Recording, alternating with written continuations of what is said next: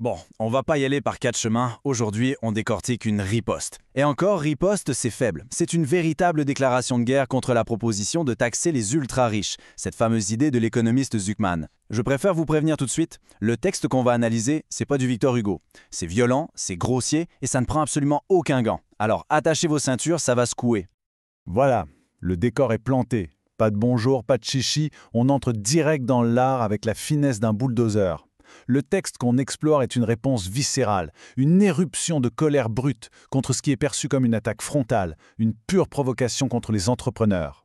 Alors d'où vient toute cette rage? C'est ce qu'on va creuser. Au cœur de cette baston, il y a un mot, un seul, la holding. Pour les accusateurs, c'est le mal incarné, une arnaque fiscale, une planque à pognon pour milliardaires qui se la coulent douce. Mais pour la source qu'on analyse, c'est tout l'inverse. C'est le putain de réacteur nucléaire de l'économie, la machine qui fait tout tourner. Alors, qui a raison? Qui dit de la merde? C'est ce qu'on va voir. L'attaque de Zuckman, elle repose sur deux piliers. Premier pilier, l'impôt est régressif pour les ultra-riches. En gros, plus t'es riche, moins tu paies en proportion. La source répond « Ah ouais, sans blague, t'as découvert l'eau chaude, mon pote? Merci pour le scoop, ça fait 20 ans qu'on le sait. » Deuxième pilier, et c'est là que ça devient sanglant, les holdings, c'est de l'évasion fiscale. Et là, la réponse est beaucoup plus directe, totalement faux. Le mec est complètement à côté de la plaque, il n'a rien pigé au film. Sur ce premier point, l'auteur l'évacue en 2 secondes. C'est un non-sujet. Oui, les ultra-riches payent proportionnellement moins d'impôts, c'est pas un scoop, même des mecs comme Alain Madelin le disaient déjà en 2011. Et pourquoi? Parce que leur pognon, il vient du capital, des actions, pas d'une fiche de paie à la fin du mois. C'est un fait, point. Mais pour l'auteur, Zuckman se sert de ce fait comme d'un écran de fumée pour attaquer le vrai sujet, le seul qui l'intéresse. Et c'est sur ce deuxième point, le rôle des holdings, que l'auteur sort la sulfateuse. Pour lui, je cite, « Zuckman s'écrase comme une bouse de vache. C'est cash, c'est fleuri, mais l'idée est là. Il l'accuse non seulement d'avoir tort, mais d'être tellement ignorant du sujet que c'en est presque comique. En gros, de n'avoir strictement rien compris au fonctionnement de l'économie réelle. » Alors, allons-y. Plongeons dans le merdier. Cette fameuse holding. Est-ce que c'est vraiment une planque à fric pour se la couler douce et échapper au fisc? Ou est-ce que c'est, comme le prétend l'auteur, un outil indispensable, le levier qui permet de créer de la richesse et des emplois? On va voir comment il démolit la première thèse, point par point, avec une joie non dissimule. Le premier missile de l'auteur, c'est dire que Zuckman ignore un principe de base de la fiscalité. Mais genre le B.A.B.A., le truc qu'on apprend en première année avant même de savoir faire une addition, le régime mère-fille. C'est quoi ce truc? C'est juste une règle de putain de bon sens pour éviter de taxer 2 fois le même pognon. C'est un standard mondial validé par l'OCDE, appliqué partout. Ne pas comprendre ça, selon l'auteur, c'est juste la preuve que tu es un amateur complet. Regardez bien ce schéma, c'est pas de la physique nucléaire. Étape 1. Une entreprise, la fille, fait des bénéfices. Bravo! Sur ces bénéfices, elle paie l'impôt sur les sociétés. L'État prend sa part, merci, au revoir. L'impôt est payé, c'est fait. Étape 2. Ce qui reste après l'impôt, les dividendes, remontent à la société mère, la holding. Étape 3. Et là, miracle. Ce dividende n'est quasiment plus taxé.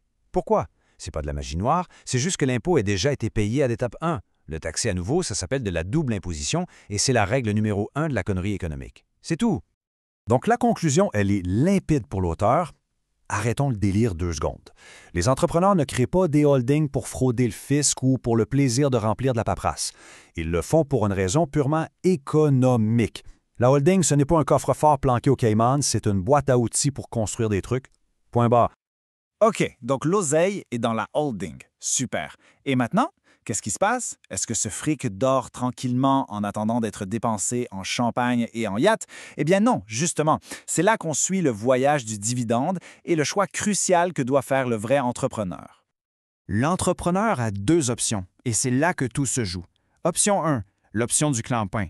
Il encaisse le dividende sur son compte perso, il paye une 2e salve d'impôt dessus, et avec ce qui reste, il se paye une Porsche ou des vacances. C'est l'option consommation.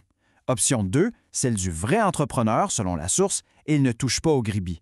Il le laisse dans la holding pour le réinvestir, pour le remettre au boulot, ce putain de pognon.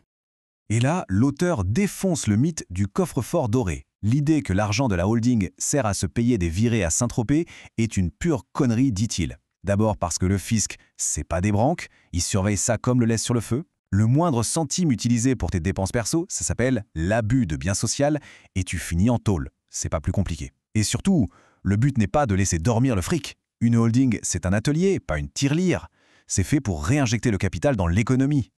Et c'est là qu'on arrive au cœur du réacteur. C'est le retournement de situation de ouf, le twist final. L'argument de l'auteur, c'est que non seulement la holding ne fait pas fuir l'impôt, mais qu'au contraire, elle en crée une chier de plus. C'est le concept de la cascade fiscale. Accrochez-vous, c'est jouissif. Voilà comment la magie opère. L'entrepreneur, il met son dividende sur la table. Disons 1 million. C'est bien, mais c'est rien. Avec ce million et sa réputation, il va voir les banquiers. Il met ses couilles sur la table. Et là, il utilise l'effet de levier. Pour son million, les banques lui en prêtent 20 ou 30. D'un coup, il a plus 1 million, il a une montagne de cash. Et ce capital monstrueux, il l'injecte dans un nouveau projet, une nouvelle usine, une nouvelle entreprise. Il bâtit un empire. Et regardez le résultat pour l'État, c'est ça qui est fou. Si l'entrepreneur avait tout claqué pour sa pomme, la petite barre à gauche, l'État aurait pris un petit chèque, une seule fois. Sympa, mais c'est un one-shot. Fin de l'histoire. Mais en réinvestissant la grande barre à droite, ce n'est plus un petit chèque, c'est le jackpot du loto tous les ans. C'est une avalanche de taxes chaque année générée par la nouvelle boîte. Et c'est ça, la fameuse cascade. La nouvelle boîte, elle paie de l'impôt sur les sociétés. Elle facture de la TVA sur tout ce qu'elle vend. Elle verse des cotisations sociales pour les centaines de mecs qu'elle vient d'embaucher. Ces mecs, ils payent des impôts sur le revenu. La boîte, elle achète des trucs à des fournisseurs qui, eux-mêmes, paient des impôts. C'est une putain de réaction en chaîne fiscale. L'État se goinfre à tous les étages et ne sait plus où mettre le pognon. La conclusion de l'auteur est résumée dans cette phrase magnifique. Le mec n'a pas évité l'impôt, il a rendu le fisc obèse. C'est un jackpot permanent. On est passé de l'accusation du sale fraudeur à l'idée que l'entrepreneur est en fait la plus grosse vache à lait du fisc. C'est pas de l'évasion, c'est de l'obésité fiscale. Le monde à l'envers, je vous dis. Et là, on change de dimension. On quitte le tableur Excel. On arrête de compter les sous pour entrer dans le combat idéologique pur et dur.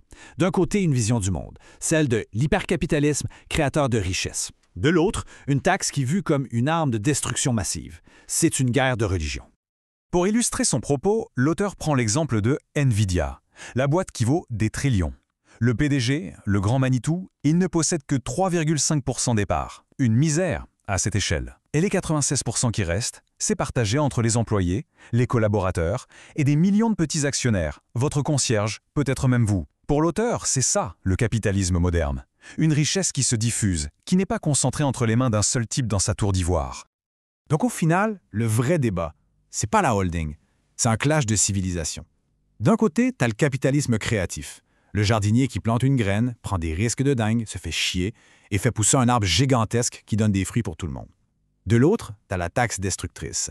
Le mec avec sa tondeuse qui, dès qu'un truc dépasse, zou, il rase tout. C'est la créativité contre la jalousie stérile. Et l'auteur termine par un avertissement, une mise en garde directe à la France. Le risque, selon lui, c'est que la France devienne le laboratoire, le rat de laboratoire d'une expérience fiscale qui pourrait très, très mal tourner. Encore une fois. L'auteur rappelle l'historique français des exceptions stupides, comme il les appelle. La retraite à 60 ans, les 35 heures, des expériences qui, sur le papier, avaient l'air formidables et qui nous ont coûté un pognon de dingue. Le message est clair. On a déjà donné, on va pas refaire la même connerie une troisième fois, si? Le projet de taxe mondiale de Zuckman, il a fait un flop. Personne n'en veut. Les Allemands, les Américains, tout le monde regardait le truc et a dit « non merci ». La question finale de l'auteur est donc simple et brutale. Est-ce que la France doit vraiment être le seul pays au monde assez con pour servir de cobaye à une expérience foireuse que personne d'autre ne veut tenter? Et le texte se conclut par cette phrase qui résume absolument tout. C'est un chaos technique qu'il aille jouer ailleurs avec ses chiffres de merde et laisse les vrais génies travailler. Voilà, le message est passé, c'est une fin de non-recevoir totale qui demande de laisser les entrepreneurs faire leur boulot et d'arrêter de les emmerder avec des théories jugées déconnectées du réel. Une riposte, comme on vous le disait pour le moins, vigoureuse.